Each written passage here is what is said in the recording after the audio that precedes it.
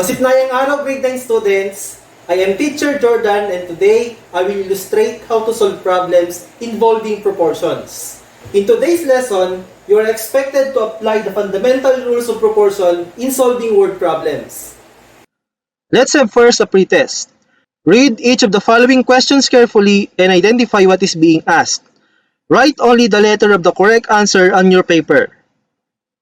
Number 1.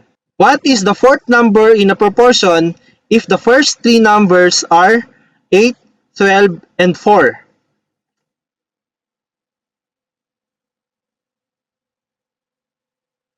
Number 2. The height of a pole and its shadow is proportional to the height and shadow of a nearby building. If the 10-meter pole has a shadow length of 8 meters, find the height of the building when its shadow is 24 meters in length.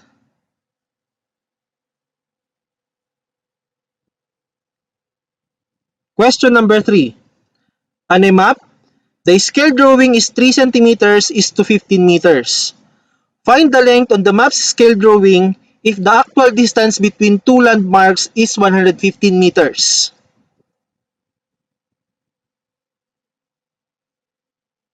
Question number 4. Find the length of the two segments whose ratio is 3:5 and will be cut from an original segment with a length of 64 units.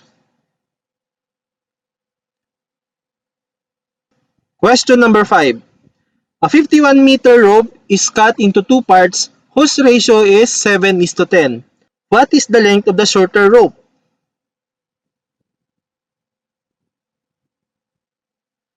The correct answers for the pretest are as follows.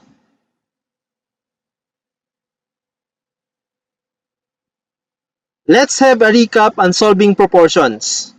Solve for x in the following.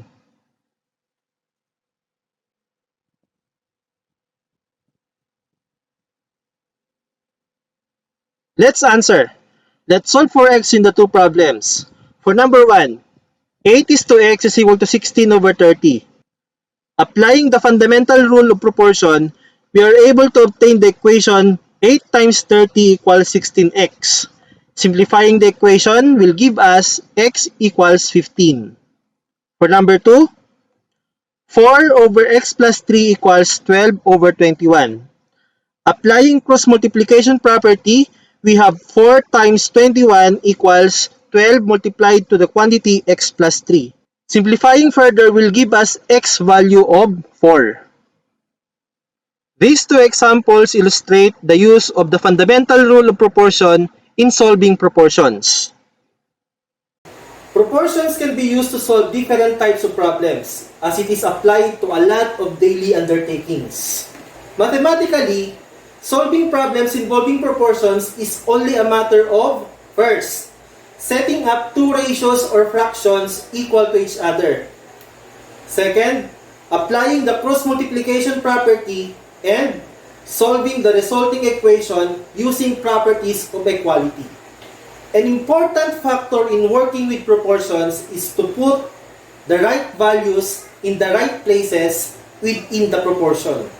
To systematically solve problems involving proportions, you can use the following steps as your guide. First step, read the problem carefully and identify the given and what is required. Next, determine a ratio of quantities to be used. Next, set up the ratios based on the given information in the problem using the preferred ratio of quantities. After that is equate the two ratios to form the proportion and solve the proportion. Let's have some illustrative examples. First problem.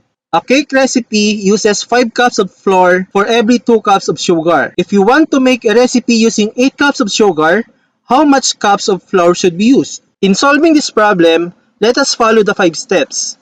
We first identify the given, the preferred ratio of quantities, the ratios, and the proportion formed from the ratios. We will then apply the fundamental rules of proportion in solving the obtained proportion. Based from the problem, the given are 5 cups of flour for every 2 cups of sugar. We are required to solve how many cups of flour needed for 8 cups of sugar. Thus, we let x be the amount of flour needed for 8 cups of sugar. For the ratio of quantities, we have two options. sugar is to flour and flour is to sugar.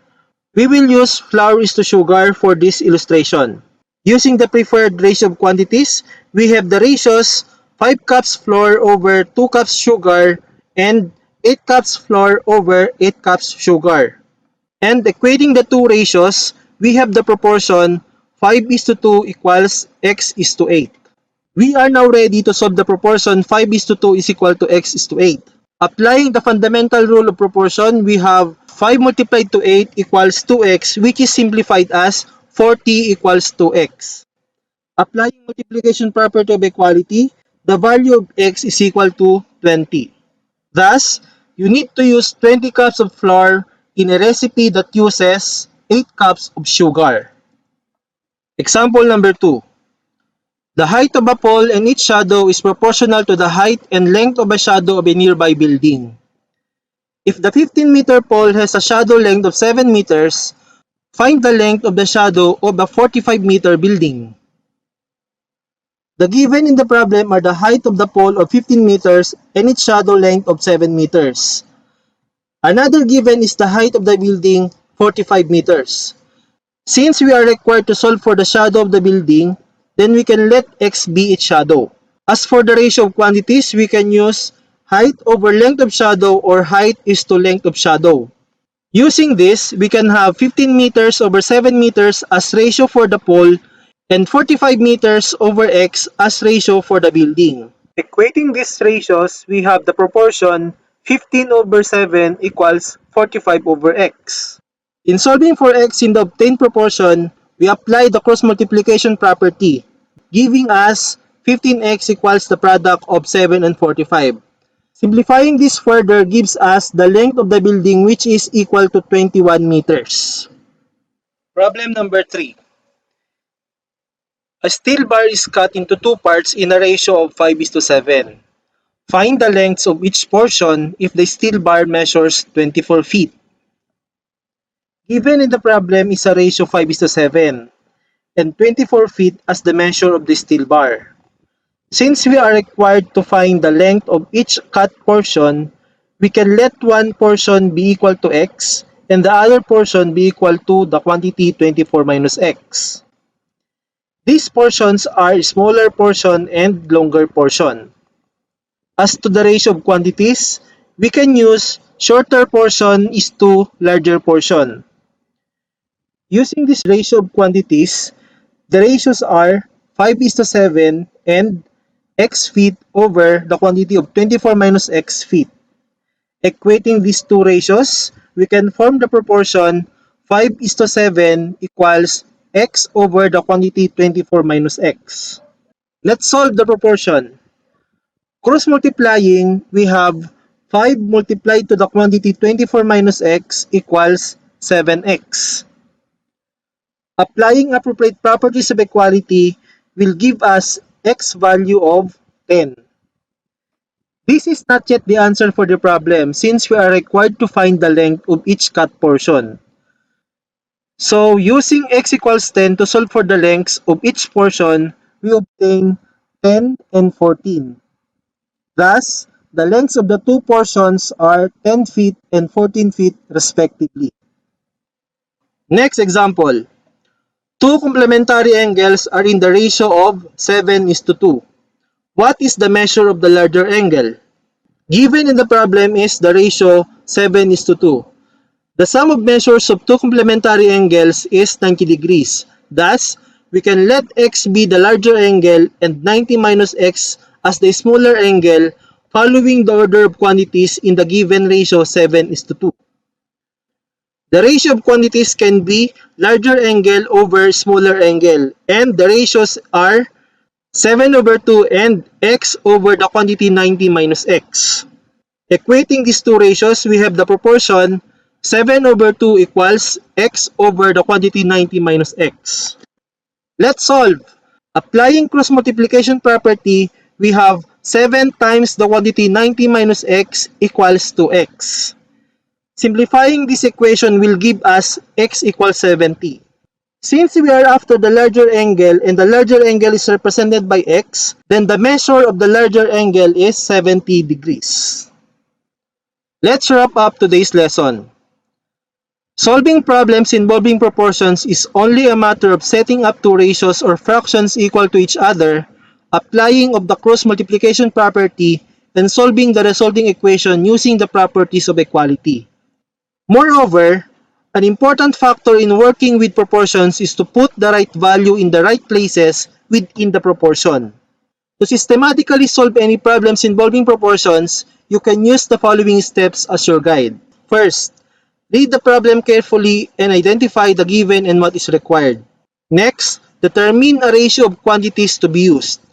Third, set up the ratios based on the given information in the problem using the preferred ratio of quantities. Fourth, equate the two ratios to form the proportion. And lastly, solve the proportion using the fundamental rules of proportion and using appropriate properties of equality. Let us have the valuing part of today's lesson. Recall the latest problem you had solved and completely won over. In your journal, narrate the steps on how you surpassed that problem and tell what are your learnings from it. Before we end today's lesson, let's have the post test. Read each of the following problems carefully and identify what is being asked. Write only the letter of the correct answer on your paper.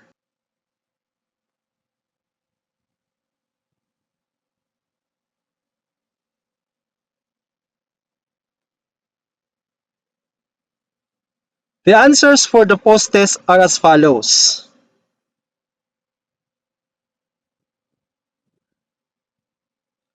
To further understand today's lesson, let's do the activities.